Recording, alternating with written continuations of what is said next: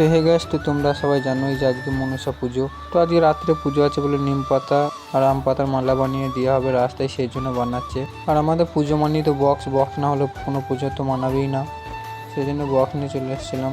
তো আমাদের বক্স বানা কমপ্লিট হয়ে গেল। তো বক্স বান্ধ হয়ে যাওয়ার পর এত পরিমাণে বৃষ্টি নামেছে কি বলবো। আর আমাদের দিকে সত্যি অনেক পরিমাণে বৃষ্টি হয়েছে। আর এইদিকে দেখো সব বেরোগুলো বসে আছে আর এই দিদিটা বাচ্চার মতন জল নিয়ে খেলা করছে। তো জল বন্ধ হয়ে যাওয়ার পর এখানে পুজোতে বসে পড়েছিল।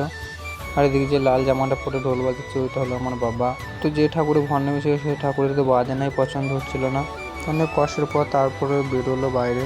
তখন আমরা যাব নদীর ধারকে, নদীর ধারে একটা দো আছে, সেই দয়ে যাবো এখন আমরা। এটা আমাদের বন্ধু বাঁধের উপর দেখো মারা চললো।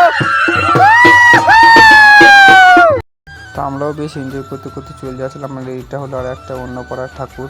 তো এটা ঘর ডুবিয়ে এখন চলে যাচ্ছে। তো আমাদের ঘাট পুজো শেষ করা হয়ে যাওয়ার পর ঘর ডুবিয়ে আমরাও চলে যাচ্ছি এখন বাড়ির দিকে।